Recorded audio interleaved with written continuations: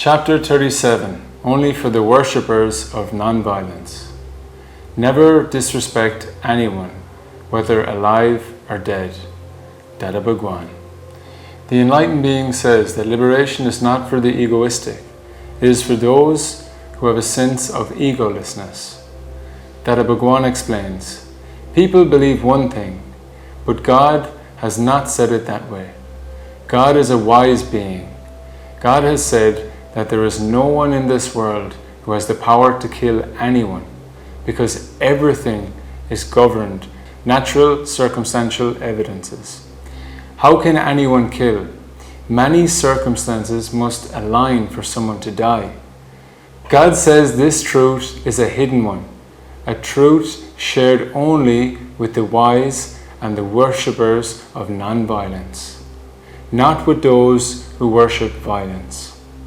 If this truth were known by others, they would develop the harmful belief that they have the power to kill others.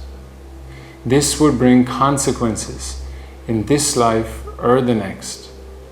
So such teachings are for the worshippers of non-violence alone. God has said that one should neither have the ego of killing nor the ego of saving. When you killed, your inner self state will die. No one outside shall die. This is self-inflicting violence. The soul does not die as such, but when one commits violence against one's own soul by attaching to the idea of killing or saving, both are wrong. No one can kill anyone else. As God has clearly said, no one can kill anyone. Yet, people still have the ego of saying, I killed them. No one has that kind of power.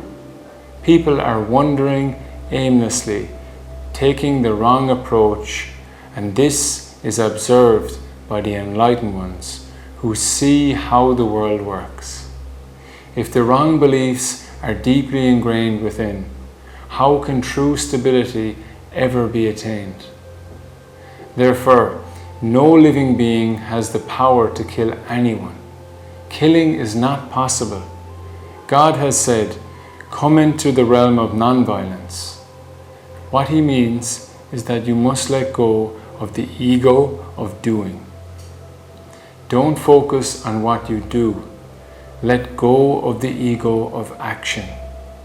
No one dies because of your actions, so why take on such an ego, especially when it serves no purpose?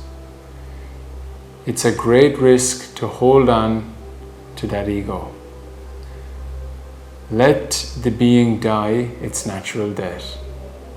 Why hold on to the ego that says, I killed? Thus, to rid oneself of the ego, God has inspired us to embrace non-violence. These teachings are given to free us from the ego of killing. Dadaji further says that this knowledge is difficult for ordinary people to digest, which is why it is not revealed openly.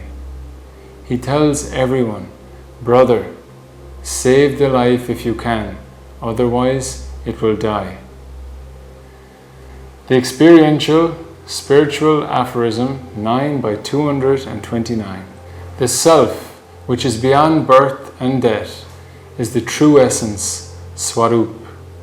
Because of ignorance and confusion, one remains unaware of this eternal self. Instead, one identifies with a temporary and perishable, experiencing feelings of separation.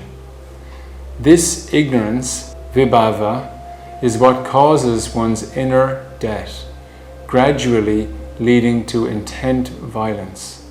Bhavahimsa, due to the attachment to the false self, which is rooted in bhava death. The experiential spiritual aphorism 10 by 43. Non-violent war. No any violence. Such is the unique path to liberation, moksha. Jai Sachidanand.